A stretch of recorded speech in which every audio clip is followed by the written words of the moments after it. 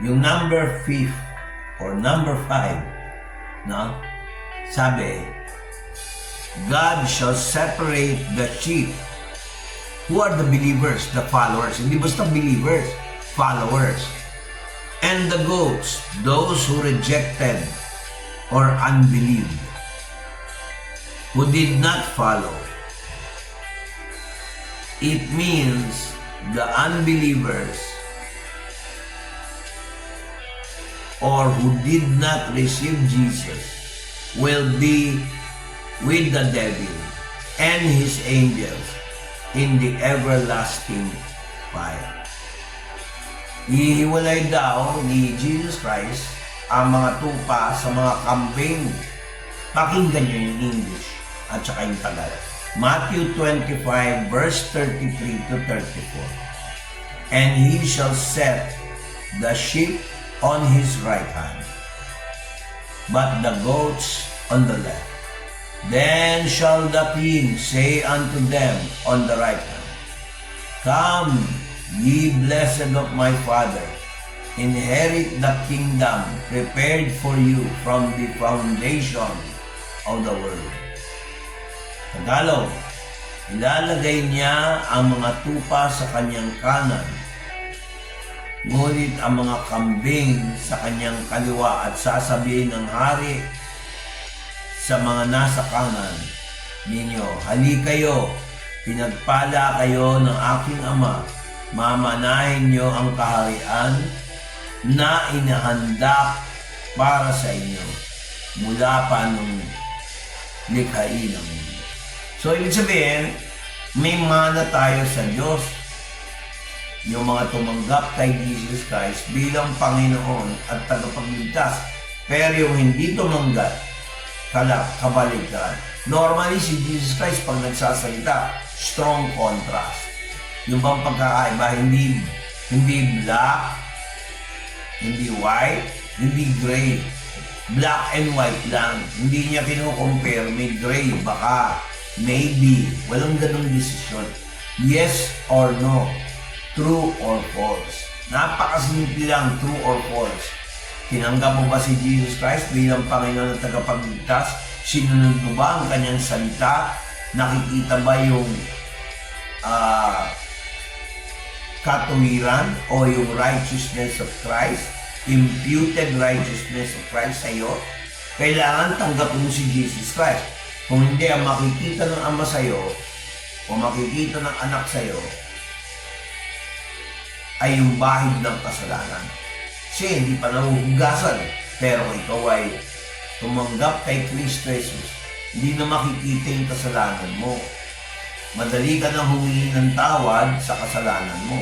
Pero kung ikaw ay tao, nire-reject mo ang salita ng Diyos, awa, nire-reject mo. Eh si Kristo pa kaya? Eh wala. Talagang alam mo na kung ano ang ibig sabihin ko.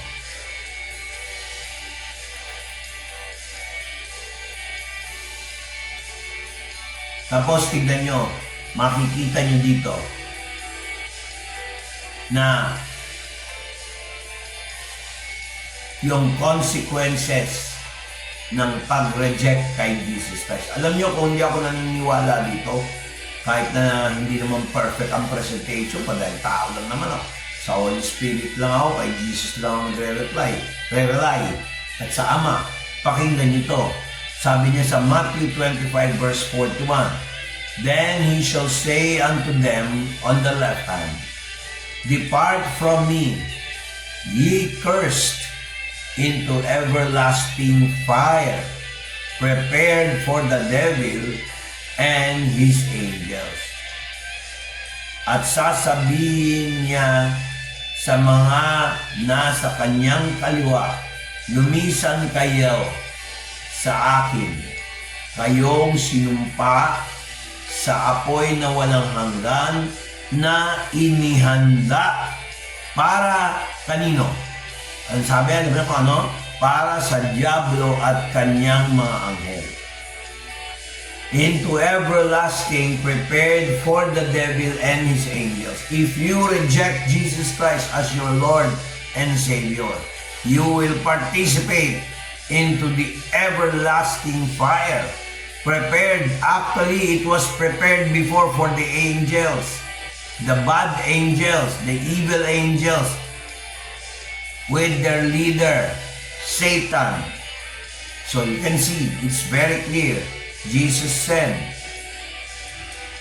on the left hand, depart from me. Alis dyan. Parang gano'n eh.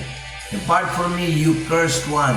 Ngayon pa lang, alam mo na sinumpa ka ng Diyos kung hindi mo tatanggapin si Jesus Christ as your Lord and Savior.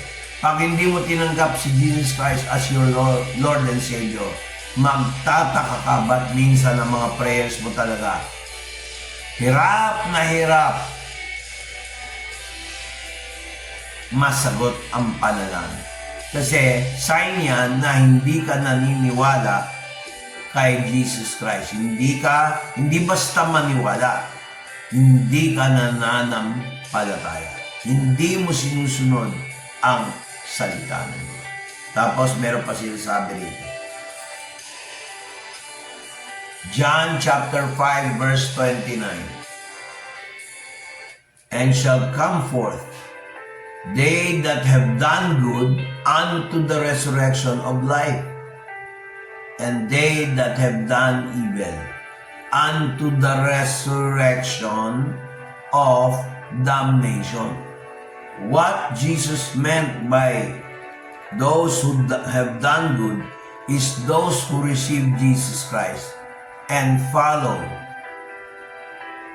His word. Not just believe, intellectual belief, but there is action. Sabi niya ganito, at sila ay nagsilabasan.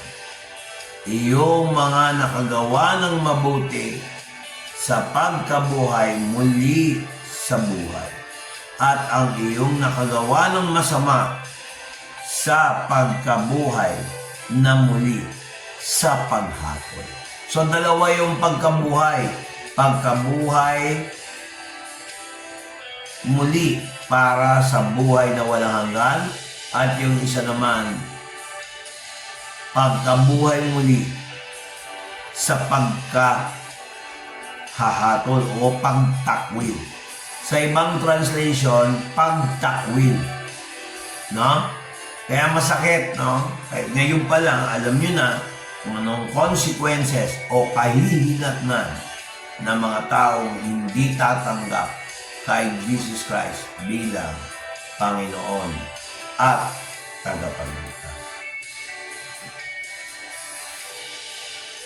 Rejecting Jesus Christ rejects the Father who sent Him.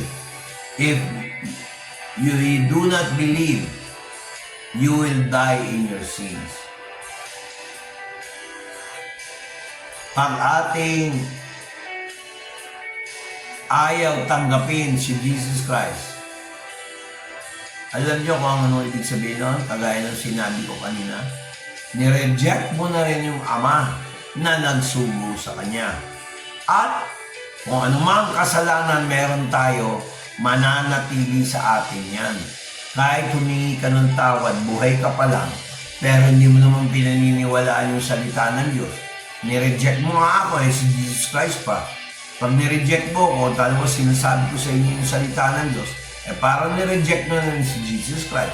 Pag nireject mo si Jesus Christ, nireject nyo rin yung Ama. Kaya sabi niya sa John chapter 12 verse 48, He that rejects me and receives not my words has one judges him. The word that I have spoken, the same shall judge him in the last day. Ang sinumang tumanggi sa akin at hindi tumanggap sa aking mga salita ay mayroong hahatol sa kanya. Ito ay ang salita ng aking sinabi na siyang hahatol sa kanya sa mga huling araw. So, ibig sabihin, mga kapatid, kung tayo pala ay, alam mo na, tumanggi sa kanya, nireject natin siya. Pagtanggi sa kanya, pagtakwil din eh. Itatakwil din tayo. Hahatulan tayo ayon sa salita ng Diyos. Bigyan ko kayo ng sample. Yung 10 utos ng Diyos, natupad niyo ba? Huwag niyo sabihin perfect yan. Sabi nga, pag natupad mo ang siyam, pero nagkamali ka sa isa, hindi ka papasa. Nakikita yan sa James chapter 2. No? Ngayon, mga kapatid, kung ikaw, parang right minus wrong. So, kung ano yung wrong, right mo, hindi ganun eh. Sa Biblia, magkamali ka lang sa isa, tapos ka na. Kailan ba yung araw na hindi ka nagkamali sa buhay? Kailan ba yung araw na ikaw ay tama ng pag-iisip? Mahilig ka mag-judge, magsalita, ayan, ganyan, hindi naman ako tinulungan niya, ganyan. Hindi mo pa nga alam, suliranin din yung tao. Nakita niyo na. He that rejects me and receives not my words has one that judge him. The word that I have spoken, the same shall judge him in the last day. Ang sino man tumanggi sa akin at hindi tumanggap sa aking mga salita ay mayroong isang hahatol sa kanya. Ito ay ang salita na aking sinabi na siyang hahatol sa kanya sa mga huling araw. So, nakita niyo yung consequences. Sabi sa John chapter 8 verse 24, I said therefore unto you that ye shall die in your sins. For if ye believe not that I am He, ye shall die in your sin. Ulitin ko, I said therefore unto you that ye shall die in your sins. For if ye believe not that I am He, ye shall die in your sins. So, kung di na pala natin tatanggapin si Jesus, mamamatay tayo sa ating mga kasalanan. Kaya, sinabi ko sa inyo na mamamatay kayo sa inyong mga kasalanan sapagkat maliban na maniwala kayo na ako nga namatay kayo sa inyong mga kasalanan.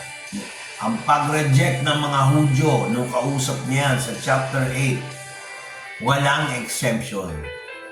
Kahit Hudyo ka, kahit taga-Israel ka, hindi garantiya si Abraham para maligtas ka.